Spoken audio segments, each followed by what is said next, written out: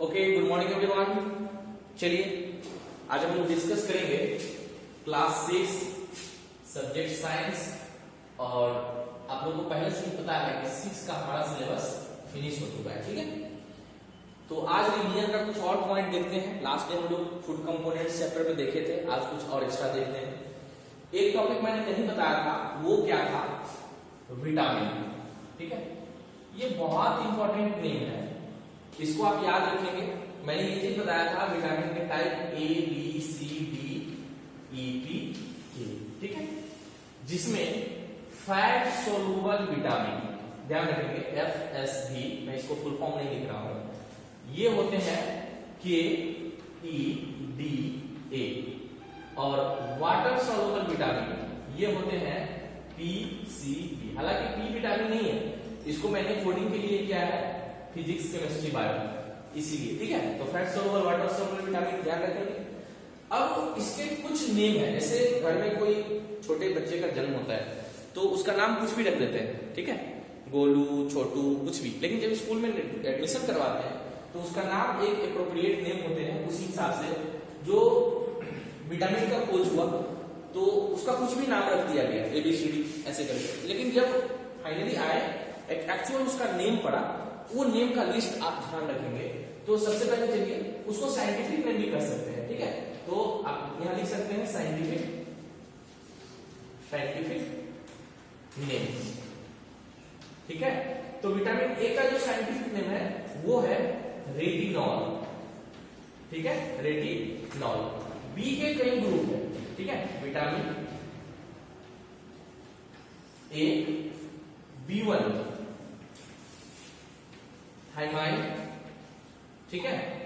B2 इसके name है riboflavin,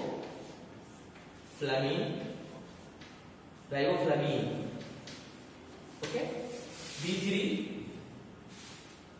vitamin B3 pantothenic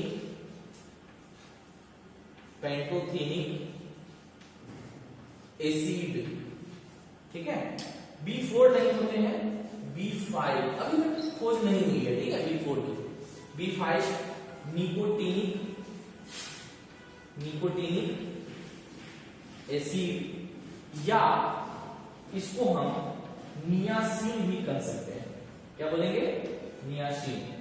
B6 पाइरोडॉक्सिन, और लैक ऑफ पाइरोडॉक्सिन हेयर फॉल होता है, ठीक है। विटामिन B6 की कमी से बाल झड़ते हैं, गिरते हैं। इसके बाद B7 बायोटिनिक एसिड, और इसका एक और नाम हो सकता है, वो है बायोटीन, ठीक है। B9 फॉलिक एसिड, ठीक है, B9 फॉलिक एसिड, इतना ध्यान रखेंगे। नेक्स्ट है B12, ठीक है, इधर लिख रहा हूं B12, इसका साइनो कबाला मीन, और B17 मिलीडेनम, ओके। ये लिस्ट पूरा याद रखने की चीज है, ठीक है। उसके बाद ले लीजिए vitamin C ascorbic acid, D calciferol, E tocopherol,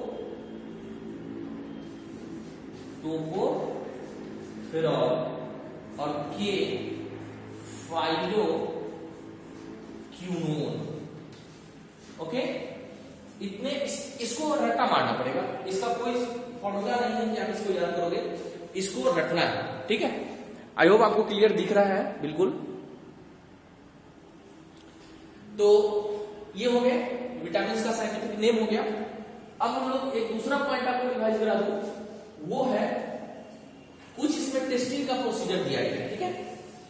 testing का प्रोसीजर दिया गया है, वो किस चीज का टेस्टिंग का प्रोसीजर है, तो जरा इसको मैं बता दूं आपको। ग्लूकोज की टेस्टिंग, प्रोटीन की टेस्टिंग, फैट की टेस्टिंग। तो how do you show that starch is present, ठीक है,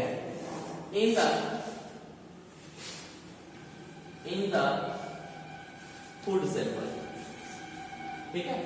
तो आपको ध्यान होगा कि मैंने एक पोटैटो और आयोडीन से होने वाला एक्सपेरिमेंट बताया था, ठीक है। बॉइल्ड पोटैटो में आप आयोडीन डालेंगे तो ये ब्लू ब्लैक हो जाएगा, ठीक है। कैसा होगा? ब्लू ब्लैक हो जाएगा।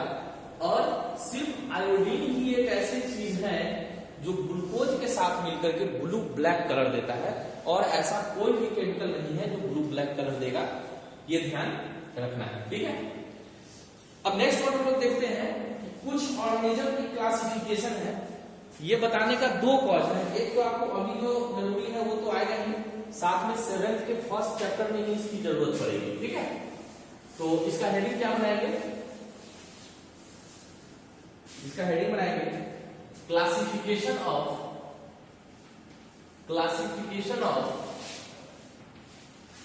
ऑर्गेनिज्म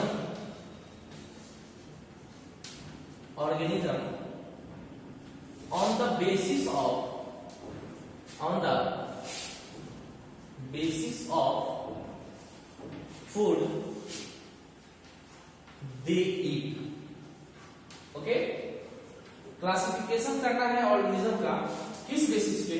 तो जिस बेसिस पे वो फूड को खा रहे हैं उसके आधार पर। तो आपको जो अभी तक पढ़े हैं 2nd चैप्टर में, उसमें 3 चीजें आप पढ़े होंगे। देखिए कैसे, एक पढ़े होंगे हर्बीवोरस, सेकंड कार्निवोरस, ओके, और थर्ड ओमनीवोरस, ठीक है। और 4th पढ़े हैं, यहीं पे लिख देता हूं, एस्केवेंजर। आप कहेंगे कि ये सब तो हम जानते ही थे, बिल्कुल सही बात है। देखिए अब इसको थोड़ा सा समझ लीजिए कि ये जितने भी ऑर्गेनिज्म है ना, ये पूरे फूड को पूरा का पूरा खा जाता है। आप देखते होंगे इसमें ऐसे कोई ऑर्गेनिज्म नहीं है कि फूड को जो है सिर्फ सकिंग करता हो या चूस के छोड़ दे रहा हो, जैसे मॉस्किटो खून पी के छोड़ देता है, ऐसे कोई ऑर्गेनिज्म नहीं है। ये सभी ऑर्गेनिज्म फूड को होल खाता है, चबा के खा जाए, निगल के खा जाए। तो होल के होल जब खाते हैं तो इस ऑर्गेनिज्म को हम लोग कहते हैं होलोजोई। क्या कहते हैं? होलोजोई। आपको ऊपर से ही बनाना है, मैंने ये इसलिए बताया कि आप इसको जानते हैं लेकिन इसको नहीं जानते हैं, ठीक है। तो होलोजोई मतलब क्या? ऑर्गेनिज्म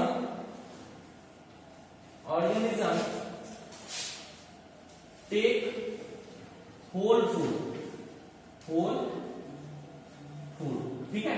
वो 3 ग्रुप में बटा हुआ है, ठीक है, एस्केवेंजर, हर्बीवोरस, कार्निवोरस, ओमनीवोरस।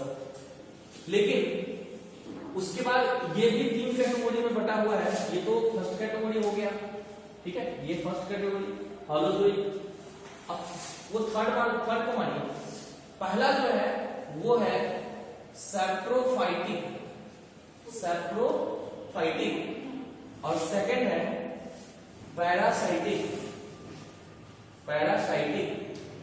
और थर्ड होगा हमारा होलोजोई, ठीक है। ये थर्ड हमारा होगा होलोजोई। तो सैप्रोफाइटिक में कौन आएगा? एग्जांपल इसका देख लीजिए, मशरूम, ओके, मशरूम। ये देखते होंगे, इसको गोबर छत्ता कहते हैं। ये डेड डिकेइंग ऑर्गेनिक मैटर से अपना एनर्जी ऑब्टेन करता है। ये हम लोग ये सैप्रोफाइटिक ऑर्गेनिज्म कहलाते हैं, ठीक है। और पैरासाइटिक वो ऑर्गेनिज्म कहलाएगा it obtain food from host body, host के बॉडी से, ठीक है, हॉस्ट बॉडी। जैसे वुमेन हो गया हॉस्ट, है ना, और लीच हो गया, इसको हम लोग कहते हैं पैरासाइट। आप कह सकते हैं वुमेन को हम हॉस्ट कहेंगे और ये गेस्ट। लेकिन ये गेस्ट ऐसा है जो हमारे लिए हार्मफुल है तो इसको हम क्या कहेंगे, पैरासाइट। गेस्ट उसी को ना कहेंगे जो आए आपके लिए टॉफी लेके आए, बिस्किट लेके आए, मिठाई लेके आए, उसको गेस्ट कहेंगे।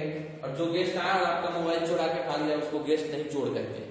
तो इसीलिए इसको भी पैरासाइट कहते हैं, क्योंकि ये हार्मफुल है। मॉस्किटो, लीच, ये सब क्या है।